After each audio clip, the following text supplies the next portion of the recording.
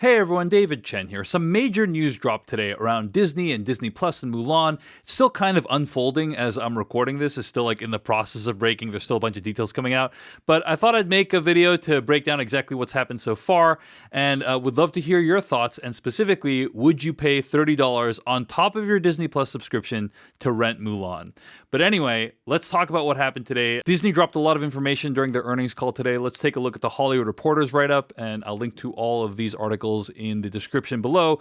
But Hollywood Reporter here says Disney Plus continued to be a bright spot for the company, growing to an audience of 57.5 million subscribers during the period, 60.5 million as of early August, and offering a home for the recent high-profile releases of Hamilton and Beyoncé's Black is King. So right off the bat, we got to acknowledge that 60.5 million subscribers in 1 year is pretty impressive for Disney Plus. I mean, a year ago, Disney Plus did not exist. Like, you could not subscribe to Disney Plus. It launched in, I think, November of 2019, and now it has 60.5 million subscribers.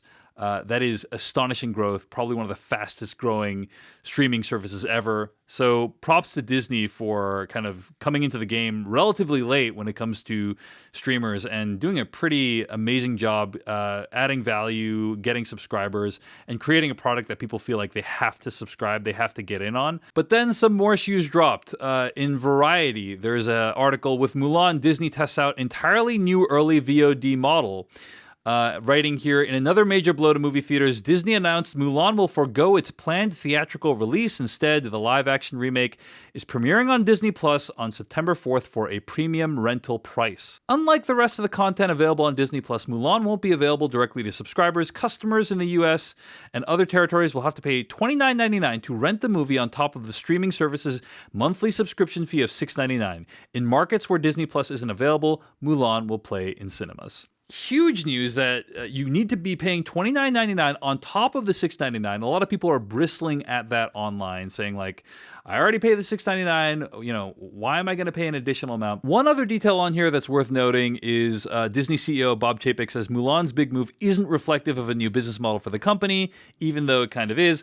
We're looking at Mulan as a one-off as opposed to saying there's some new business windowing model that we're looking at, Chapek said Tuesday on the company's earning call. There are a couple of other pieces of information I want to call out before I start giving my overall reaction to this. And this is from Insider. Insider identifies some of the countries, like it's going to be in US, Canada, Australia, New Zealand, and a number of countries in Western Europe. They'll be offering Disney Plus subscribers Mulan on a premier access basis beginning September 4th. And also, the $29.99 price is here, but this is something that I think only Insider reported. A representative for Disney Plus confirmed to Insider that the $29.99 is not a one-time rental charge. Disney Plus subscribers will have continuous access to the film for as long as they remain subscribers to the service. Interesting. So what do we take from this? I think what Disney Plus is trying to do here is they're trying to kind of preserve the specialness of a movie like Mulan. Mulan is a movie that they'd already put in tens of millions of dollars into marketing. It's supposed to come out in March. I remember some critics actually went to the premiere. They'd actually seen it, and I was looking forward to reviewing it. So people are already kind of like know about Mulan as a theatrical kind of entity, right? This wasn't necessarily the case for something like Hamilton, which just dropped directly on Disney Plus. You didn't need to pay an additional amount because they hadn't mounted a massive marketing campaign for Hamilton, right? Like it wasn't like you were seeing trailers for Hamilton in theaters yet because it was too early, right? They dropped it early on Disney Plus. So for Mulan, where we'd already had some kind of build-up, people were already looking forward to seeing it. I was looking forward to seeing it. It does kind of make sense that they're trying to preserve the specialness of Mulan by not just dropping it onto Disney Plus and letting you stream it. They want to charge you an additional $29.99. What's interesting is that the $29.99 is not a straight-up rental fee, nor is it a straight-up purchase fee. It's like something in between those things, right? It's a thing where you pay for it, you keep it as long as you're subscribing to Disney Plus. So it becomes an incentive to stay with Disney Plus. The other thing that's kind of unknown here is I think a lot of people are saying that Mulan is eventually going to come to Disney Plus, right? So like eventually you will be able to watch Mulan on Disney Plus without paying $29.99. So it's kind of a thing where like at one point some people will pay $29.99 and they'll continue being able to watch Mulan for the duration of their Disney Plus subscription. At some point later than that, just Disney Plus subscribers will also be able to watch Mulan, and then at some point in the distant future, everyone on Disney Plus will be able to watch Mulan. But it's interesting that they're just kind of creating this thing where you're not really buying it, you're just kind of renting it permanently as long as you have Disney Plus, which I don't recall seeing that happen very often with these services before. Typically, you buy it and you kind of have a perpetual license or a really long-term license. So in terms of my takeaways from this, I have a few. Number one, I think in terms of the cost, $30 feels pretty reasonable to me given the fact that it was a big budget movie, the fact that it was going to be released in theaters, the fact that it's like an action epic where you can like see the budget on screen. It's going to be an event movie. I do think families will rent this. I do think they'll talk about it. And I do think that when you compare $30 to the price of going to a movie theater, finding parking, buying food, getting a babysitter, whatever the costs are, $30 is a great deal. It's also a great deal when you consider the cost of being able to avoid movie theaters, which are places that a lot of people don't want to go right now. So I think that $30 is overall reasonable.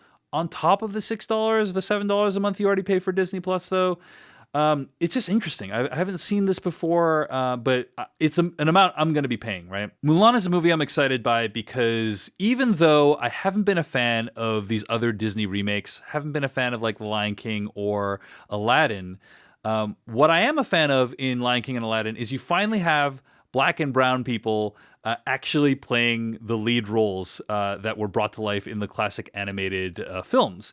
And in Mulan, we finally have Asian people actually playing these roles, which was not the case with all the roles in the original animated film. And so even though I haven't been a fan of the remake so far, I'm hopeful that they did something pretty different with Mulan, and also hopeful that people will be able to see some meaning in what was done with the new Mulan, because it's really powerful when you're an Asian American and you see yourself on screen. I think it's been said a lot, but it bears repeating. And so I'm excited to see people that look like me portraying classic characters in this story.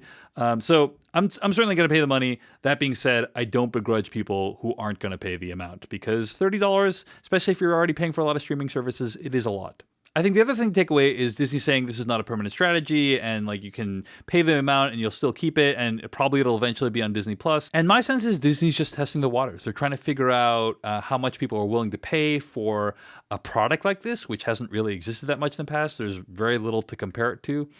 We are in unprecedented times. I don't know that the numbers will ever be revealed, but I think we'll know by whether or not Disney does this again, whether it was successful. But they're testing the waters, and I don't necessarily think that's a bad idea. Now, that said, it is going to be a blow to the theatrical film-going industry, because I think that this movie was originally supposed to come out in theaters. It was originally supposed to do well for both theaters and for Disney.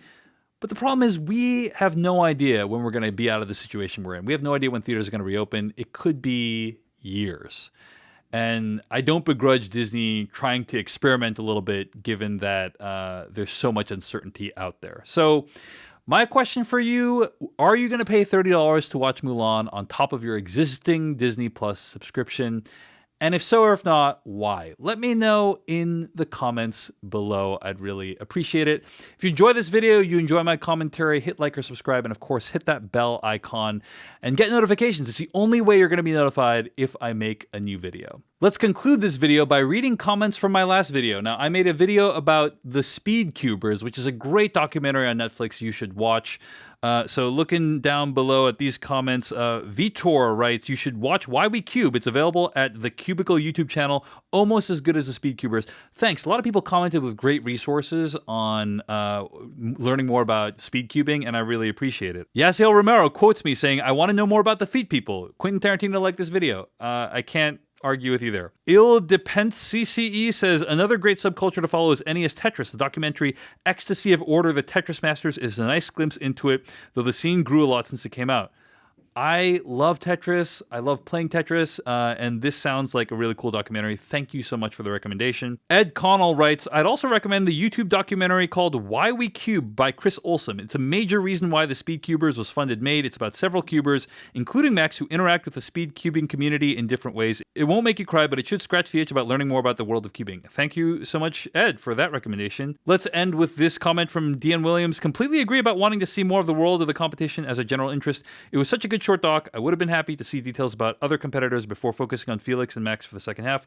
Agreed, Dean Williams. This is one of those movies that is so good, you kind of want it to be longer. But anyway, check it out, The Speed Cubers.